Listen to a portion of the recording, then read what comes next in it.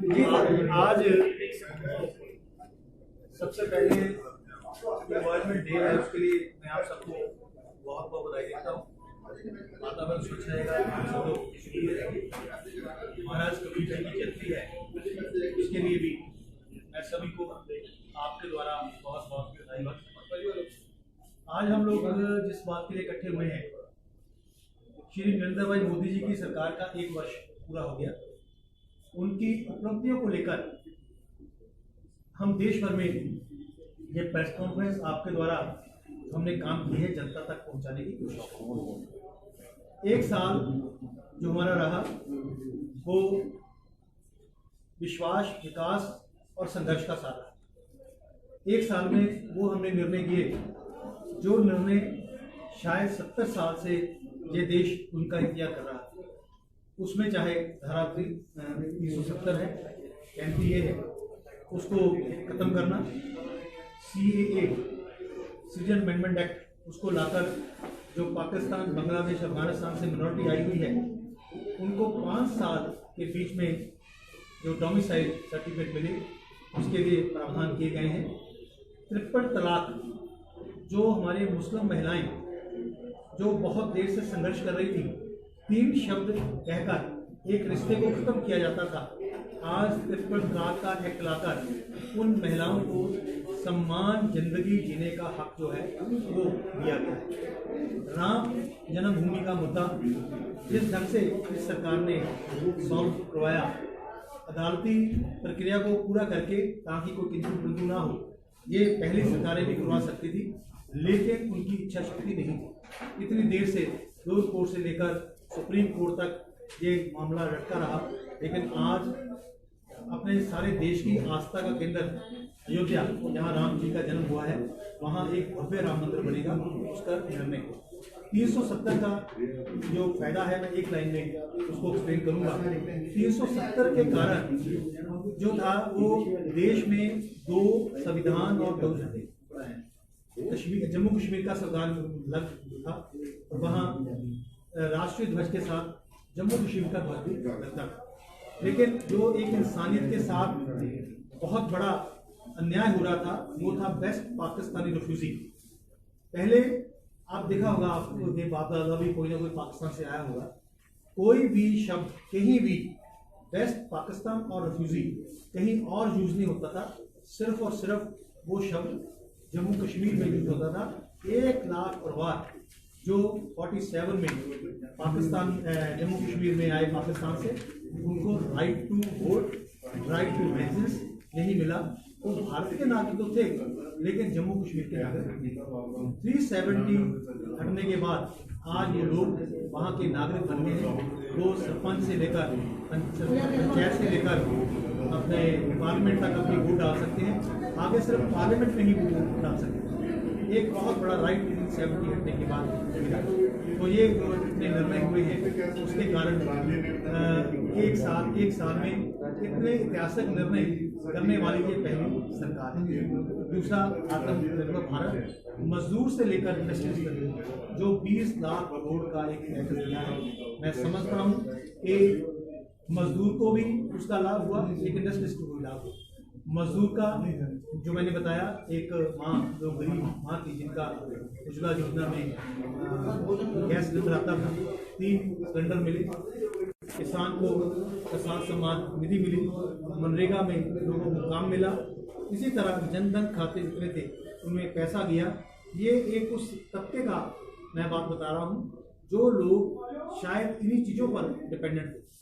आज जिन लोगों के पास BPL कार्ड नहीं है, राशन कार्ड नहीं है, उनके लिए भी हमारी सरकार ने, केंद्र सरकार ने स्पेशली प्रोविजन बनाकर उनके लिए भी अनाज और दाल की जो है व्यवस्था की। तो मैं कह सकता हूँ ये साल एक विकास, विश्वास और संघर्ष का साल है। संघर्ष को कोरोना की महामारी से जिस ढंग से, जैसे कहते हैं कि बिना हथियार के लड़ाई लड़ना और बिना दवाई के इलाज करना, उसके लिए भी हमारे देश के प्रधानमंत्री जितने मैसेज दिए, जनता ने बखूबी उन मैसेज को एक्सेप्ट किया।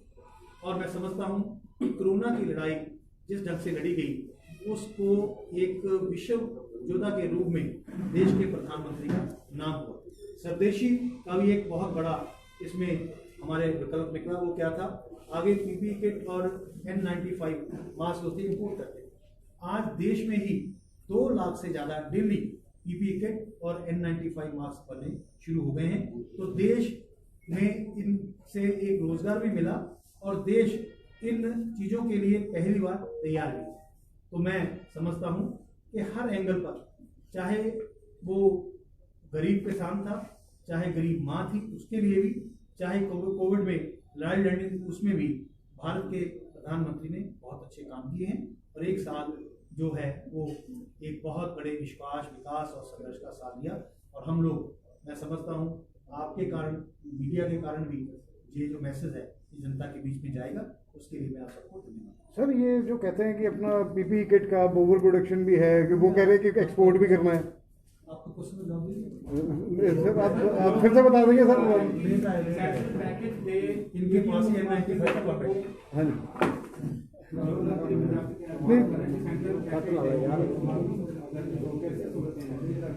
देखिए, हमने ऑलरेडी हर राज्य को उसका ड्यू शेयर किया है। अब ये बताइए कि जिन सरकार इन्होंने अपना कंट्रीब्यूशन क्या दिया जाता है, आज फाइन करके ये लोग जनता के ऊपर गुस्सा हो डालने लगे। Sir, will there be any export in future of PPE kits? Definitely, पहले अपनी पूरी कर लें उसके बाद। And what, sir, Rahul Bajaj is saying कि extended lockdown has a detrimental effect. कई जगह पे it has been extended with some major relaxation. with some measures.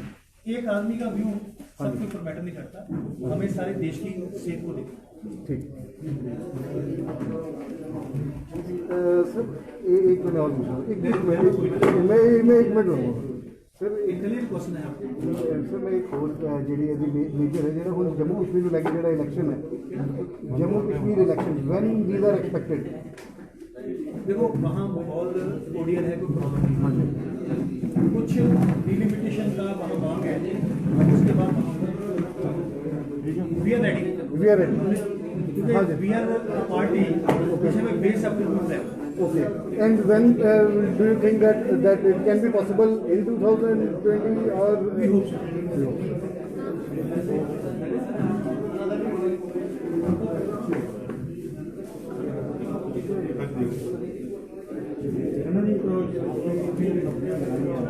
Rahul Gandhi कहते हैं कि सरकार कोविड-19 को लेकर बड़े गरीबों का हाल बुरा है, सड़कों पे लोग मर रहे हैं, रेलवे स्टेशन पे लोग मर रहे हैं। मैं राहुल जी के बयान के ऊपर एक टिप्पणी करूंगा कि जब देश को लोगों के सहयोग और सरकार के सहयोग की जरूरत हो, उस समय राजनीति नहीं, सहयोग करना चाहिए।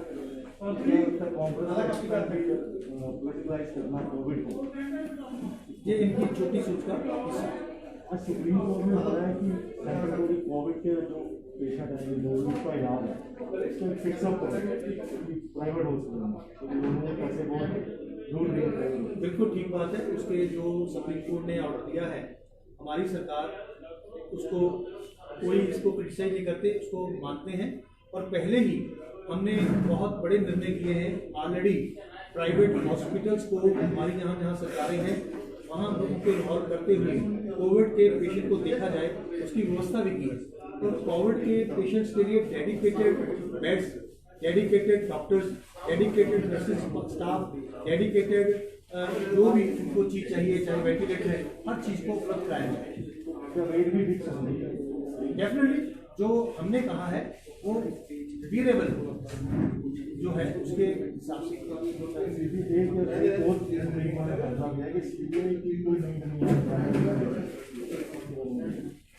देखिए, मैंने वो फैसला पढ़ा नहीं, अगर कोई फैसला आता है उसको पढ़ के ही मैं कमेंट कर सकता हूँ।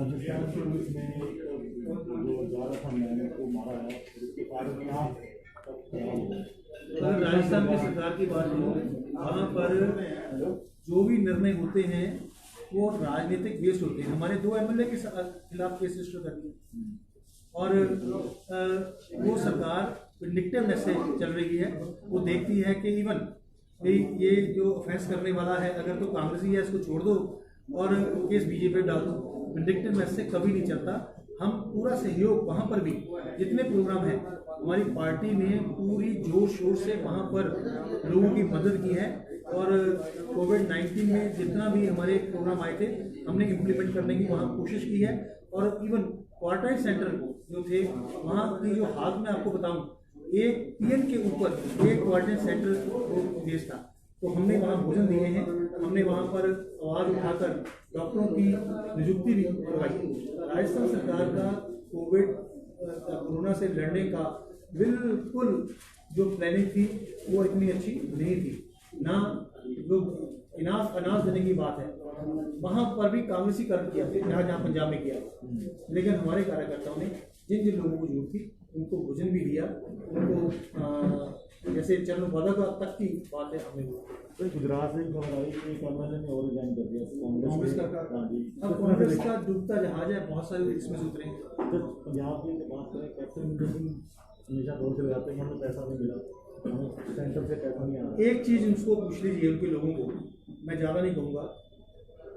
केंद्र सरकार ने जो डिजास्टर मैनेजमेंट का फंड है उसके लिए रिलैक्सेशन दी। पंजाब सरकार के पास 6,000 करोड़ रुपया उसका पड़ा है, वो कहाँ उन्हें खर्चा, यही बता। दूसरा ये है कि सारे देश में पेरेंट्स जो हैं बड़े परेशान हैं, पंजाब में रोज प्रदर्शन हो रहे हैं। बीजेपी इस मुद्दे को किस तरह से देखती है, पंजाब में नहीं पूरे देश में? क्या 2-3 महीने जहाँ बंद है कि किसी लेने? देखिए, ये स्टेट मैटर है, स्टेट मैटर एजुकेशन आपको पता ही है। तो जो केंद्र इस सरकार को चाहिए कि पॉलिसी बनाए, स्कूल प्राइवेट स्कूल उसमें और पेरेंट्स को इन्वॉल्व करके एक ऐसा निर्णय ले जिसमें पेरेंट्स को भी मुश्किल ना हो और स्कूल को मुश्किल क्या ले सकती है? आपको लगता है क्या? मैं चाहता हूं कि इस समय जब इतनी रिलैक्सेशन दी गई है तो फीस जो है उसको भी नहीं लेना चाहिए।